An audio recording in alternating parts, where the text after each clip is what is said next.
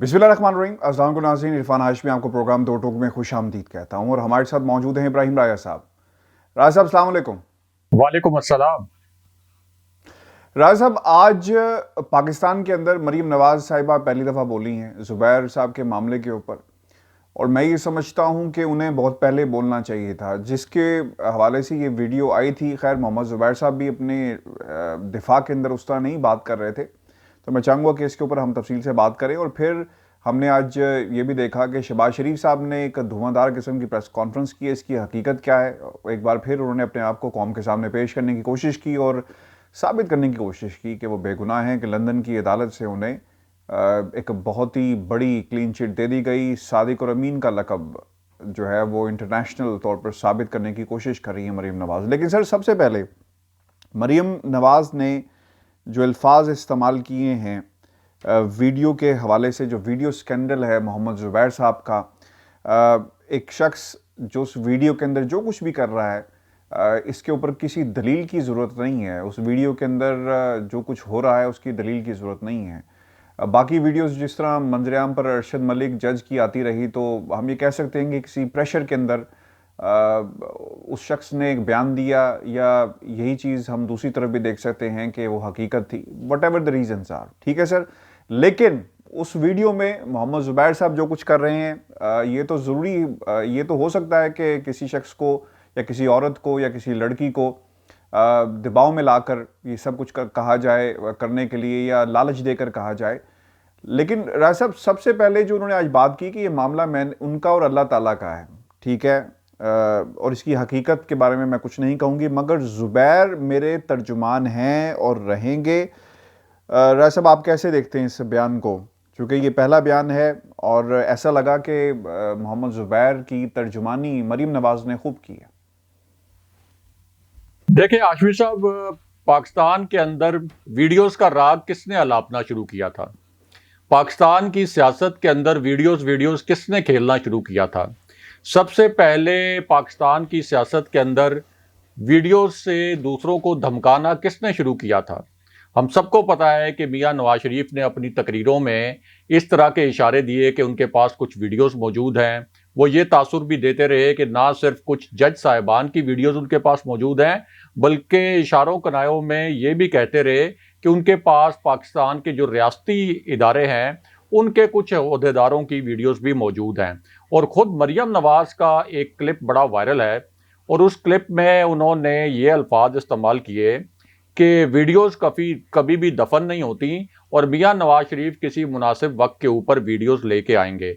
इससे पहले जब भी कोई इस तरह का ऑडियो वीडियो स्कैंडल आया, हत्ता कि आयशा गुलालई के जो बेबुनियाद इल्ज़ामात थे, जिनके बारे में बाद में पता चला कि किस तरीके से उनको इस्तेमाल करने की कोशिश की गई प्राइम मिनिस्टर इमरान खान के खिलाफ, तो उस वक्त तो मरियम नवाज़ और उनकी जो पार्टी है वो किस तरह के बयानात दे रही थी। इसी तरह इमरान खान की शख्सियत के हवाले से कोई भी इस किस्म का स्टेटमेंट आ जाए तो किस तरीके से उसको गलत हवालों से एक्सप्लॉइट किया जाता है और किस तरह से नित नए झूठ तराशे जाते हैं। लेकिन अब एक ऐसा मामला जो सामने आया है जिसको पूरी मुस्लिम लीग नून डिफेंड नहीं कर पा रही।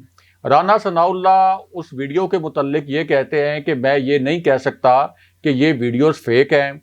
साथ ही वो ये भी कहते हैं कि मुझे लगता है कि ये मुख्तलिफ मकामात पर वीडियोस बनाई गई हैं और उनके पीछे उस वक्त बहुत से लोग लगे हुए होंगे और इन वीडियोस के ऊपर बड़ा काम किया गया है, बड़ी मेहनत से मुख्तलिफ लोकेशंस पर बनाई गई हैं। तो इससे तो ये साबित होता है कि इनडायरेक्टली वो ये तस्लीम कर रहे हैं, ये तस्दीक कर रहे हैं कि ये वीडियोस रिकॉर्ड हुई हैं, और रिकॉर्ड होने का मतलब ये है कि मोहम्मद ज़ुबैर ये जो सरगर्मियां करते हुए नजर आए हैं इस वीडियो के अंदर, वो ठीक थी।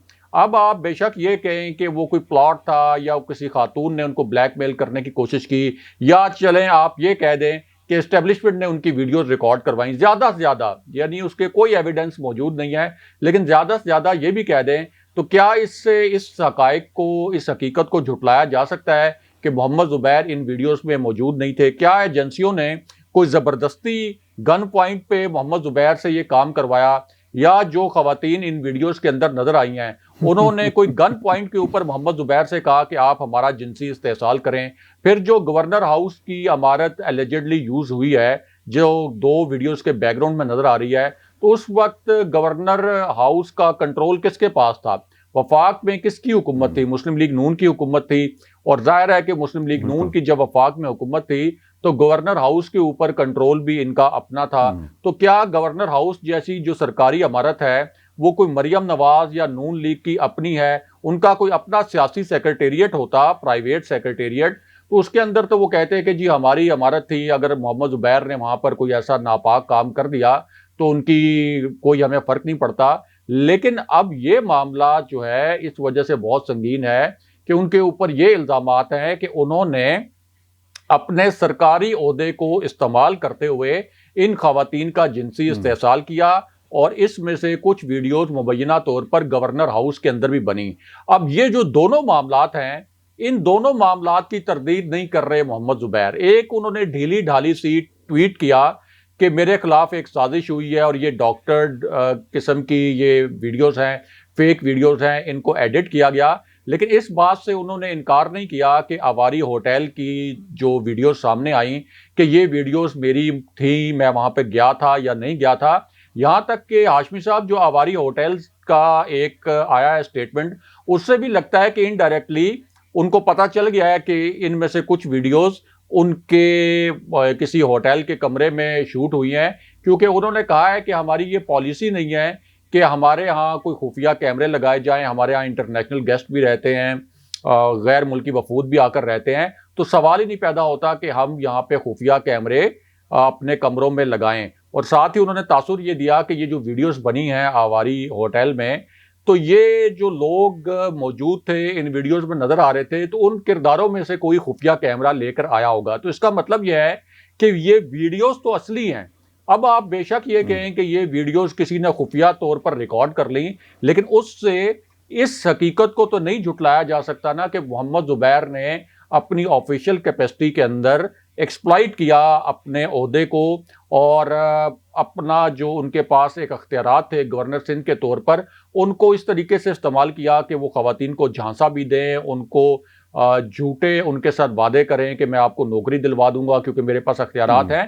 तो इस वजह से ये कानूनी मामला है, ये कोई मोहम्मद जुबैर और सिर्फ अल्लाह ताला के दरमियान का मामला नहीं है कि सिर्फ आप ये कह के जान छुड़ा लें कि ये मोहम्मद जुबैर का मामला है और अल्लाह ताला के दरमियान का मामला है। अगर तो मोहम्मद जुबैर कोई एक आम सी शख्सियत होते और उन्होंने अपने ओहदे का इस्तेमाल ना किया होता, और अगर गवर्नर हाउस की इमारत इसमें इस्तेमाल ना हुई होती, फिर तो कहते हैं कि ये अल्लाह ताला का मामला है और मोहम्मद जुबैर का मामला है। लेकिन अब इसके बहुत से कानूनी पहलू भी हैं, इसलिए मरियम नवाज की जानिब से ये जो आया है स्टेटमेंट के मेरे वो तर्जुमान रहेंगे, मेरे फिर भी स्पोक्स पर्सन रहेंगे, इसका कोई मोरल ग्राउंड नहीं है, कोई अखलाकी बुनियाद नहीं है हाशमी साहब। और मरियम नवाज नहीं है, रासब है, रासब इसका एक एंगल है जिसे हमें अवाम को बताना चाहिए कि तर्जुमान यही रहेंगे, इन हरकतों के बावजूद यही तर्जुमानी करेंगे मरियम नवाज की, नवाज शरीफ की। और मैं आपकी जो तवज्जो है इस जुमले की तरफ भी दिलवाना चाहता हूं जो मरियम ने कहा अपने बयान के अंदर। वो ये कहती हैं कि काफ़ी अरसे से मोहम्मद जुबैर को धमकियां मिल रही थी। जनाब, धमकियां मिल रही थी, किस किस्म की धमकियां मिल रही थी ये भी कौम को बताएं ना। और दूसरी बात यह है कि क्या उन धमकियों में ये कहा जा रहा था कि जो तुम करतूत तुम्हारे हैं हम दुनिया को बताएंगे, और इस बात को वो जो है वो एक्सप्लॉइट करना चाहती हैं कि जनाब ये तो धमकियां मिल रही थी और इस किस्म का होना, यानी इस किस्म की हरकतें हुई हैं, डिनाई नहीं वो कर रहे, लेकिन वो ये जरूर कहते हैं कि धमकियां मिल रही थी। नहीं, धमकियां क्या मिल रही थी मोहम्मद जुबैर को कि आपने ये काम लाजमी करना है, आपने ये वीडियोस लाजमी बनानी है, आपने इन खवातीन का इस्तेहसाल लाजमी करना है, ये धमकियां मिल रही थी। और ये तो एक सादा सी बात है जो हमारे व्यूअर्स इस वक्त समझ रहे होंगे, अगर मैं उनको सादा से अल्फाज में एक्सप्लेन कर पाऊं कि ये एक अलग मामला है कि क्या मोहम्मद जुबैर ने ये फेल किया या नहीं किया। उन्होंने किया। अब ये दूसरा मामला है कि उनकी रिकॉर्डिंग किसने की, जो इल्जामात वो लगा रहे हैं वो खवातीन की जानिब से तो अपरेंटली लग रहा है कि ये रिकॉर्डिंग उन्होंने की होगी या जो दूसरा एक शख्स नजर आ रहा है, लेकिन इससे ये फैक्ट तो डिनाई नहीं किया जा सकता ना कि आपने ये काम किया है।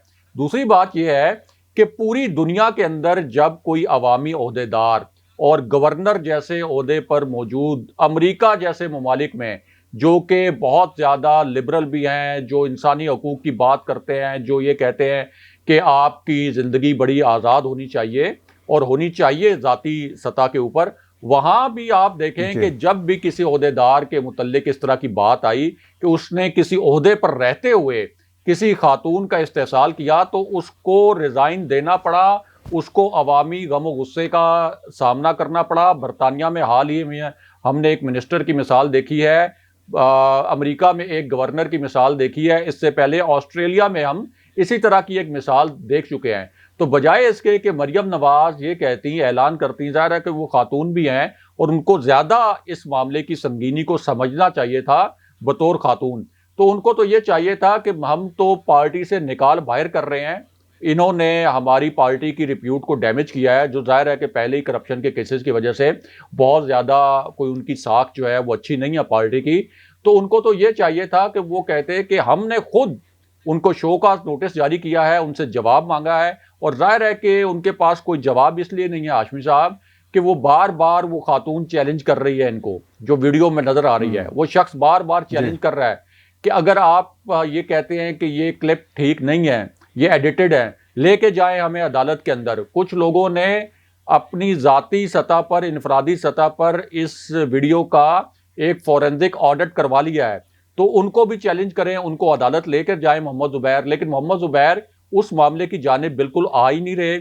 आप देखें कि पहले 3 इजलासों से तो गायब थे मुस्लिम लीग नून के, और अब तक मोहम्मद जुबैर का सिर्फ एक ट्वीट आया है जो कि वीडियो वायरल होने के अगले दिन आया था। उसके बाद से मोहम्मद जुबैर मीडिया के सामने भी नहीं आ रहे क्योंकि उनके पास कहने के लिए कुछ नहीं है। तो कोई मोरल ग्राउंड नहीं है मुस्लिम लीग नून के पास। खुद मुस्लिम लीग नून के रहनुमा जो है वो मुंह छुपाते फिर रहे हैं और ये कह रहे हैं कि इस मामले को कैसे डिफेंड करें।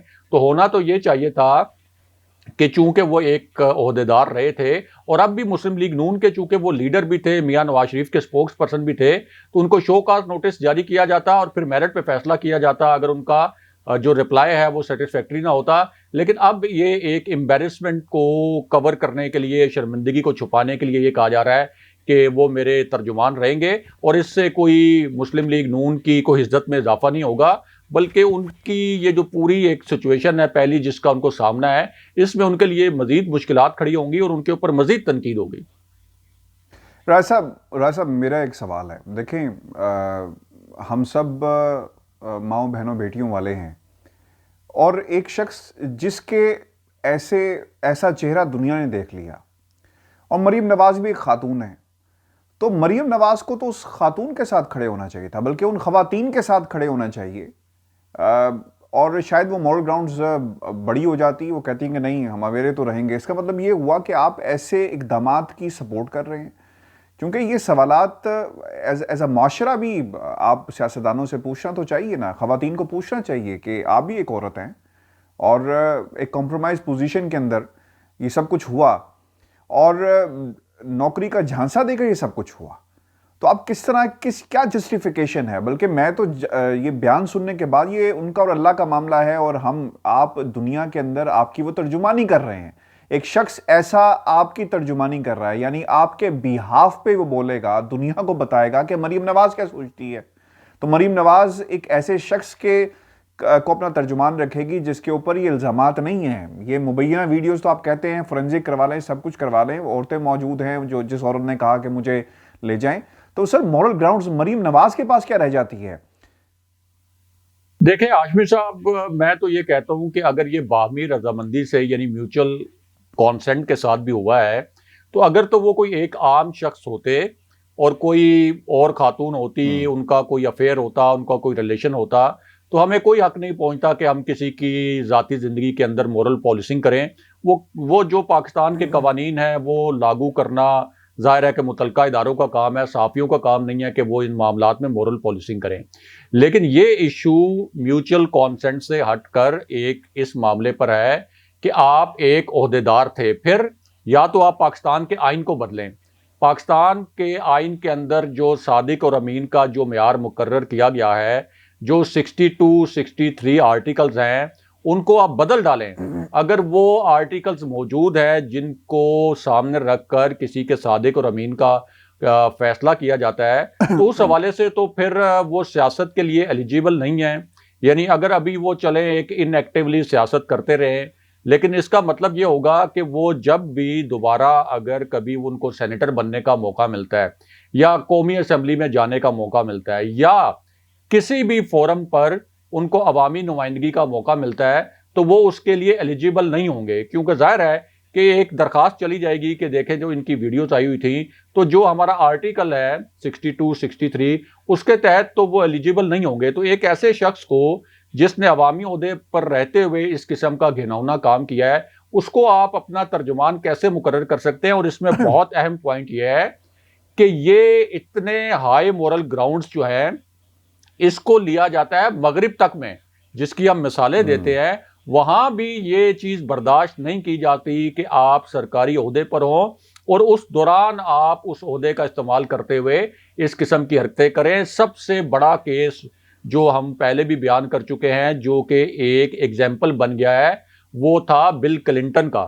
अब वो कहते हैं कि ये काम तो मैंने जो उनकी मैंने तो अपने स्टाफ के साथ जो किया, इसका कोई पॉलिसीज के साथ कोई ताल्लुक नहीं मर्जी है। से किया। जी जी जी, इसका तो कोई फॉरेन पॉलिसी से कोई ताल्लुक नहीं है या अमेरिका की पॉलिसियों से ताल्लुक नहीं है, दिफाई पॉलिसियों से ताल्लुक नहीं है, वो नहीं होगा। लेकिन चूंकि आप एक हाई मोरल ग्राउंड लूज कर जाते हैं, और फिर दूसरा ये भी होता है कि इसमें शुबा होता है कि आप सिक्योरिटी रिस्क बन सकते हैं, आपको ब्लैकमेल किया जा सकता है, आप अपने अख्तियारात का गलत इस्तेमाल कर सकते हैं, आप गलत ऑर्डर्स जारी कर सकते हैं।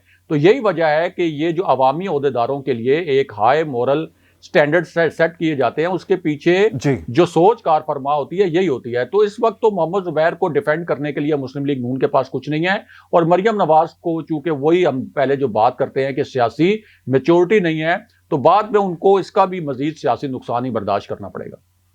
राज साहब, एक और बात आज मरियम ने कही है, और वो इसलिए मुझे तो खैर इनकी सारी बातें लतीफ़े लगती हैं और शगुफ़े, इसलिए कि उन्होंने एक और शगुफ़ा ये छोड़ा कि नवाज शरीफ साहब, उनकी ख्वाहिश है कि दिसंबर से पहले पाकिस्तान में हो। सर, वो कैसे दिसंबर से पहले नवाज शरीफ साहब पाकिस्तान आ सकते हैं?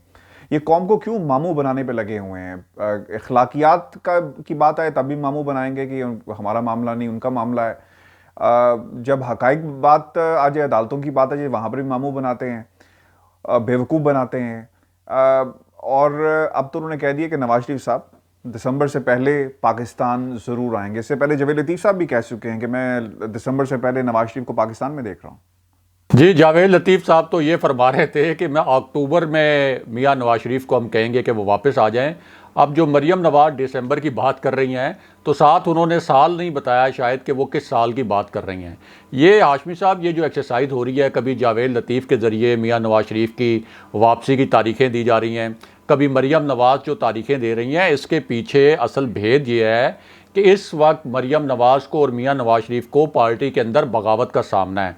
आप देखें कि मरियम नवाज ने पार्टी इजलास के दौरान, जहां सारी क़यादत मौजूद थी, वहां किस तरह के अल्फाज इस्तेमाल किए कि हाँ, हमज़ा एक अच्छा शख्स है, एक अच्छा इंसान है, लेकिन हमारी आरा में इख्तलाफ हो सकता है। फिर वो ये भी कहती हैं कि पार्टी तभी आगे जाकर जीत सकती है जब पार्टी के अंदर मौजूद हम इख्तलाफात ख़त्म करें और सब लोग मियां नवाज शरीफ के पीछे इकट्ठे हो जाएं। अब ये जो फ़िक्र है हाशमी साहब, इसके ऊपर गौर करने की ज़रूरत है कि सब लोग मियां नवाज शरीफ के पीछे इकट्ठे हो जाएं। इसका मतलब है कि पार्टी के अंदर इस वक्त कुछ लोग ऐसे मौजूद हैं जो मियां नवाज शरीफ के पीछे इकट्ठे नहीं हैं, और मरियम नवाज को भी मालूम है।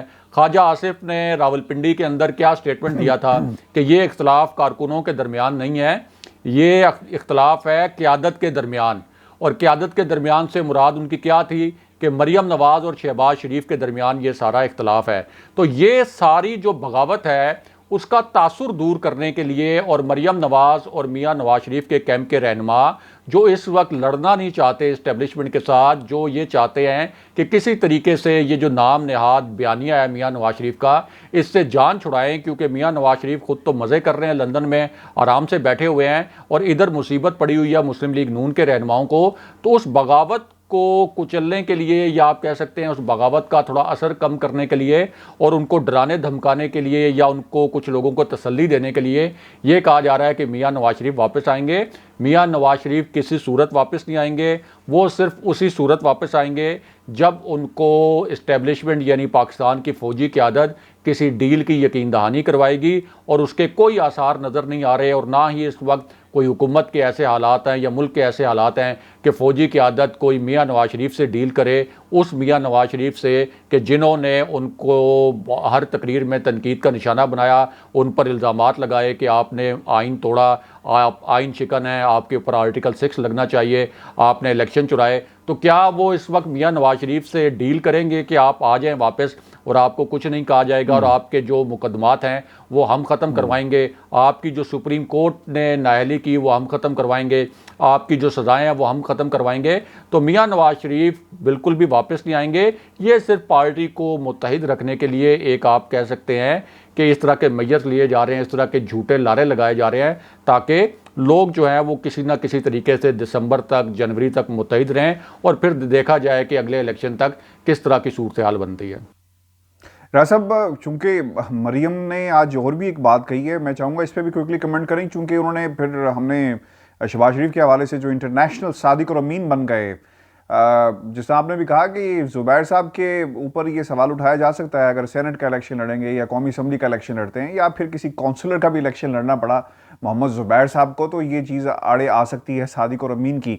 वो ये भी कहती हैं कि मियाँ साहब लड़ाई से बचने के लिए उन्होंने अपने करीबी साथियों की कुर्बानी दी। अब साथी कौन से हैं सर? एक तो परवेज रशीद साहब हैं, हमें नहीं भूलना चाहिए डॉन लीक्स का मामला, और फिर उन्होंने कहा कि मुशाहिदुल्लाह और तारिक फातमी की कुर्बानियां दी। देखें, एक तो कुछ फिल्मों के नाम हमें याद हैं, वो बैंकॉक के शोले और हांगकांग की बिजलियां या हांगकांग के शोले और बैंकॉक की बिजलियां। तो अब एक नई फिल्म मार्केट के अंदर आ गई है कि इंटरनेशनल सादिक और अमीन, यानी शहबाज शरीफ के मुतालिक। जी जी, एक वो फिल्म थी इंटरनेशनल लुटेरे, पाकिस्तान में, मुझे याद है जी, उसका ट्रेलर चला करता था। इंटरनेशनल लुटेरे भी फिल्म है, जी जी, पुरानी फिल्म जी। वो तो आप देखें ना, हुकूमती रहनुमा तो इनको इंटरनेशनल लुटेरे ही कहते हैं। और जाहिर है कि जो पाकिस्तान का अदालती निज़ाम है, जो पाकिस्तान के आइन के ताबे है, जो अदालती निज़ाम आपको रिलीफ भी देता रहा है, इसी अदालती निज़ाम के तहत आपको सज़ाएँ हुई हैं। इसी अदालती निज़ाम ने आपको मफरूर और इश्तिहारी करार दिया है। इसी अदालती निज़ाम ने मियाँ नवाज शरीफ के वारंट गिरफ़्तारी जारी किए। इसी अदालती निज़ाम ने शहबाज शरीफ के दामाद को मफरूर इश्तिहारी करार दे दिया, उनकी बेटी को भी इश्तिहारी मफरूर करार दे दिया, सलमान शहबाज भी भागे हुए हैं। तो अब एक तरफ तो ज़रा ये हक़ाइक़ सामने रख लें, और अगर मरियम नवाज़ के सामने ये हक़ाइक़ नहीं है तो कोई जाके उनको दोबारा से याद करा दे कि एक तरफ ये हक़ाइक़ सामने रख लें और फिर ज़रा अपनी स्टेटमेंट देखें कि हम इंटरनेशनल अमीन, सादिक और अमीन करार पाए हैं, और फिर ये भी देखें कि इंटरनेशनल मीडिया जो है वो किस किस्म की रिपोर्टिंग करता रहा है शरीफ ख़ानदान के जो असासे हैं, ख़ास तौर पर यूके के अंदर। और ज़रा हसन नवाज़ का वो स्टेटमेंट भी निकाल लें जो उन्होंने बीबीसी को इंटरव्यू में कहा था कि ये जो फ्लैट्स हैं ये हमारे नहीं हैं बल्कि ये रेंटल हैं, और कोई क्वार्टरली 3 महीने 4 महीने के बाद हम इनका किराया देते हैं। तो फिर वो सबको समझ आ जाएगी। अब ये भी हाशमी साहब, ये मरियम नवाज़ जो गई हैं शहबाज शरीफ को गाड़ी तक छोड़ने के लिए, ये भी एक पूरा जो हम बात करते हैं कि एक ड्रामा होता है, ये भी एक ड्रामा था कि उसका एक क्लिप बनाया गया ताकि ये तासुर दिया जा सके कि पार्टी को कंट्रोल करने के हवाले से कोई जंग पार्टी के अंदर मौजूद नहीं है। लेकिन ख़ुद शहबाज शरीफ के कैंप के लोग भी और मरियम नवाज़ के कैंप के लोग भी इस तरह की खबरें सहाफ़ियों को लीक करते रहते हैं, ख़ुद बताते रहते हैं कि ये पार्टी के ऊपर कंट्रोल की जंग कितनी शिद्दत अख्तियार कर चुकी है। लेकिन ये बात ज़रूर है कि डील के मामले पर कोई इख्तलाफ नहीं है। आज भी डील मिल जाए, मरियम नवाज़, मियाँ नवाज शरीफ, शहबाज शरीफ, हमजा शहबाज, ये सब एक पेज पर होंगे, लेकिन पार्टी पर काबू पाने के हवाले से ये आपस में ज़रूर लड़ रहे हैं और लड़ते रहेंगे। और उसकी वजह यह है कि दोनों कैंप्स को आगे उम्मीद की कोई ख़ास किरण नज़र नहीं आ रही। राज साहब, क्विकली, क्योंकि टाइम हमारे पास थोड़ा है, हम इस पर भी बात कर लेते हैं। शहबाज शरीफ साहब की आज लंबी चौड़ी जो है वो प्रेस कॉन्फ्रेंस होती है, एक बार फिर वो अपने आप को कौम के सामने सुरखरू करने का दावा करते हैं। वो कहते हैं कि हमें इंटरनेशनल सादिक और अमीन, जिसका जिक्र आपने भी किया, मरियम ने भी, मरियम के उस क्लिप के हवाले से जो बनवाया गया, राज साहब कहीं पे भी दूर दूर तक जिक्र नहीं है शहबाज शरीफ का, नाम नहीं है उस ऑर्डर के अंदर। लेकिन मुझे तो खैर पाकिस्तान के मीडिया ने जैसा इसको हाइप देकर, एक मखसूस मीडिया ने उसको बाकायदा एंगलिंग की है इसके अंदर, और बाकायदा ये साबित करने की कोशिश की कि एनसीए ने क्लीन चिट दे दी शहबाज शरीफ को, और शहबाज शरीफ का उस अदालती ऑर्डर में कहीं कहीं भी नाम नहीं है। देखें, शहबाज शरीफ को तो जाहिर है कि एक मौका चाहिए था, और उन्होंने जो प्रेस कॉन्फ्रेंस की उसमें आप देखें कि कोई उन्होंने इस तरह का सवाल लेने की भी कोशिश नहीं की कि जिसकी वजह से ये हो कि शहबाज शरीफ जो कुछ दावे कर रहे हैं कहीं उन दावों के ऊपर कोई ऐसा क्वेश्चन ना आ जाए जिसका शहबाज शरीफ जवाब ना दे सकें। उसके बाद फवाद चौधरी ने एक प्रेस कॉन्फ्रेंस की थी और उन्होंने 3-4 सवालात पूछे थे। उनमें से एक मामला वो भी था कि जब आप FIA के सामने पेश हुए और उन्होंने आपसे 25 अरब रुपए की मनी लॉन्ड्रिंग के हवाले से जब सवालात किए, तो आप तो ये कहते रहे कि मुझे तो ये भी नहीं मालूम कि मेरा कारोबार हमजा शहबाज चलाते हैं या सलमान शहबाज चलाते हैं। यानी 25 अरब रुपए की मनी लॉन्ड्रिंग हो गई, आपके अकाउंट्स के अंदर पैसे आ गए, और इतने जो आपने जाली TTs के ज़रिए रकबे बनाई और जाली अकाउंट्स के ज़रिए वो सारी ट्रांजैक्शंस हुई, तो उसके ऊपर जब आपसे सवाल पूछे जाते हैं तो आप ये कहते हैं कि मेरे बच्चों से पूछें, कारोबार तो मेरा था लेकिन अब मेरी याददाश्त इतनी कमज़ोर पड़ गई है कि मैं ये याद नहीं कर सकता कि वो मेरा कौन सा बेटा था, कौन सा होनहार बेटा था जो मेरा ये अकाउंट में दिन दुगनी और मेरे कारोबार में दिन दुगनी रात चुगनी तरक्की करवा रहा था। तो ये तो इनका हाल है, और इस हवाले से फवाद चौधरी ने कुछ सवालात जो है वो उठाए थे। इसी तरह जो नैब के सामने भी ये पेश होते रहे, तो वहाँ भी इनका जब भी कोई सवाल किया गया तो इन्होंने ये जवाब दिया कि मेरे वकील से बात करें। जब उनके वकील से बात की गई तो उन्होंने कहा कि अच्छा ये तो शहबाज शरीफ के भतीजों से बात करें। फिर ये कहा गया कि सलमान शहबाज से तफ्तीश करें। ज़ाहिर है सलमान शहबाज वैसे ही मफरूर हैं। तो ये पूरा एक ऐसे ही चक्कर है कि जैसे वो मरियम नवाज़ ने पहले कहा था कि मेरी लंदन में तो क्या पाकिस्तान के अंदर भी कोई जायदाद नहीं। उन्होंने ये कहा था कि मैं तो असल में तो मियाँ नवाज शरीफ का जो जायदाद का हिस्सा है या मियाँ नवाज शरीफ की जो आमदनी है उस पर मेरा गुजारा हो रहा है। तो इस तरह के स्टेटमेंट जो है ये अमूमन देते रहते हैं और इसी तरह कोशिश करते रहते हैं कि आम लोगों को बेवकूफ़ बनाते रहें और अपना जो नैरेटिव है उसको बेचने की कोशिश करें।